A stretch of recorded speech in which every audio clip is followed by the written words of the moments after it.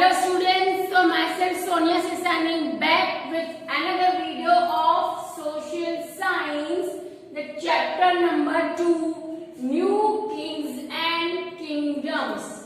Students, in my last video, I have explained you about three main important powerful dynasties, how they came in existence, how they emerged with the subcontinent of India.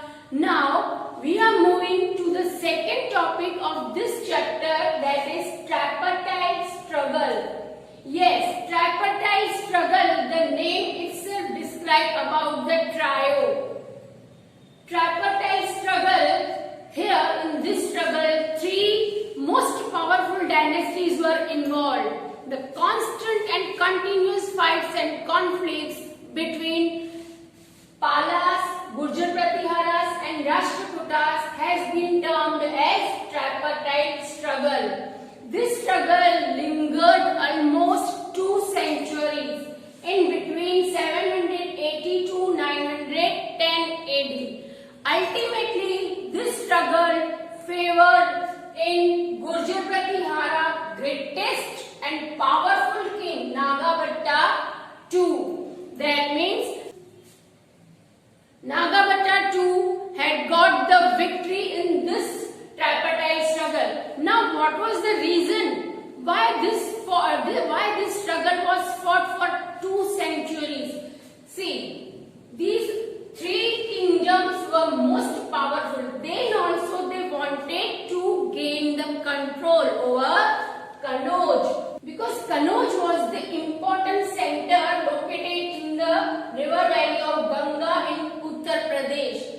Kannauj was rich in wealth as well as resources, that is trade and agriculture, etc. So these three dynasties, the kings of these three dynasties tried to control over the Kannauj. That's why they came in conflict with each other, and at last this struggle came in favor of Nagabhatta II, that was the ruler of Gurjar Pratihara, and this Kannauj became the capital city of Gurjar Pratiharas for almost 1 century.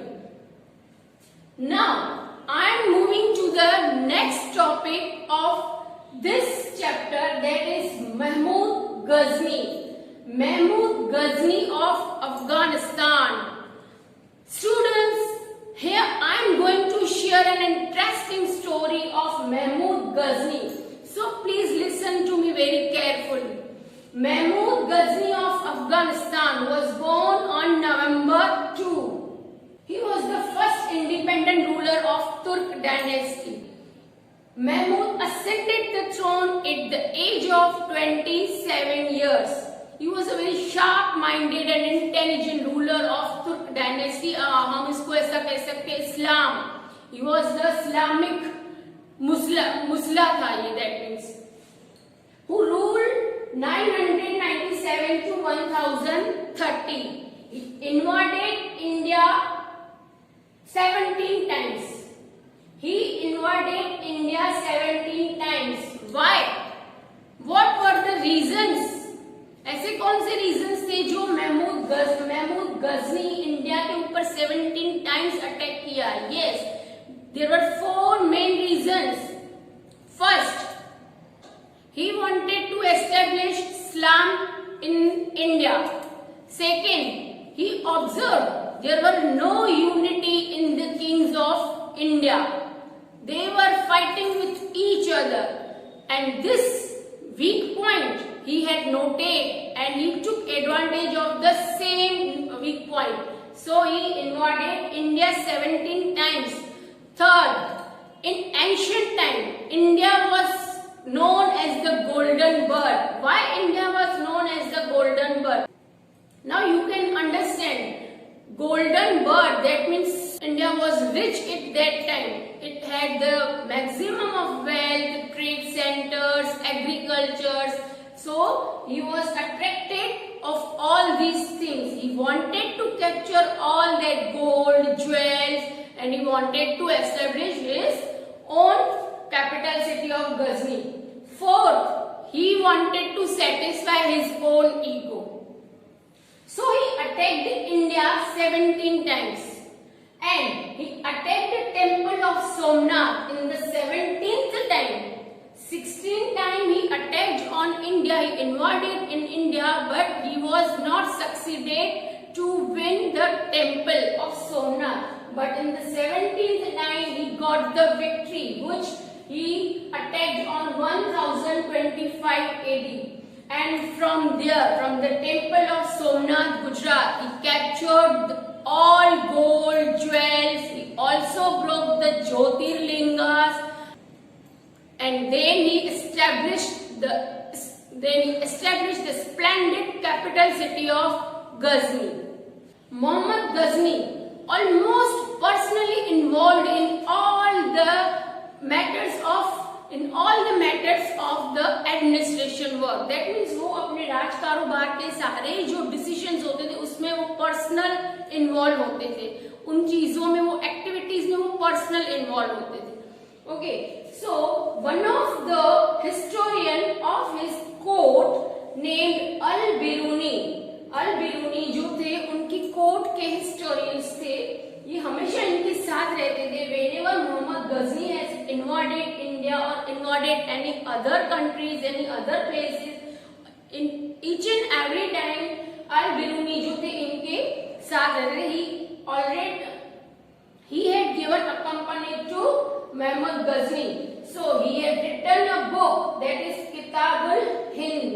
In that book he had mentioned the subcontinent of India, how many times and how Muhammad Ghazni attacked India and what he captured from there, which weak points of kings he had noticed and why he took the advantage. These all points are mentioned in this book written by Al-Biruni.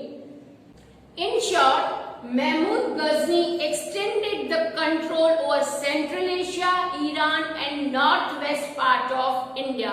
You know students, in ancient India there were great Hindu kings, but his behavior towards the Hindu kings were intolerable.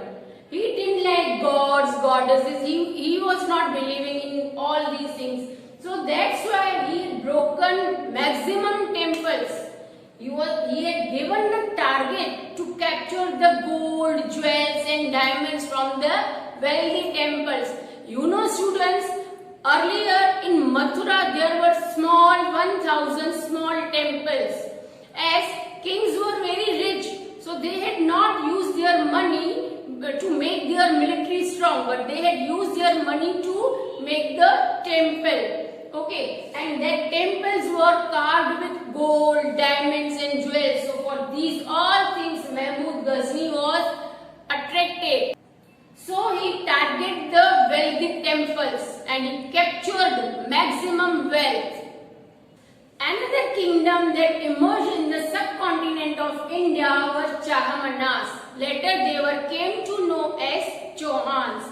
So one of the greatest ruler of Chauhans was Prithviraj Chauhan III, who ruled from 1168 to 1192. They were ruling from Delhi and Ajmer. Prithviraj Chauhan was the greatest ruler and his greatest achievements of military are described in the book Prithviraj Raso, which was written by his court poet named Chand Bardai. But after some time, there came another Afghan, or we can say then came another Islamic, who was Muhammad Ghori. Muhammad Ghori attacked on India when on India it was the kingdom of, when it was the empire of Prithviraj Chauhan. And the war in between these two rulers like Prithviraj Chauhan and Muhammad Ghori became famous as Battle of Tarain. This Battle of Tarain was held two times. First in 1191 when Prithviraj Chauhan got succeeded.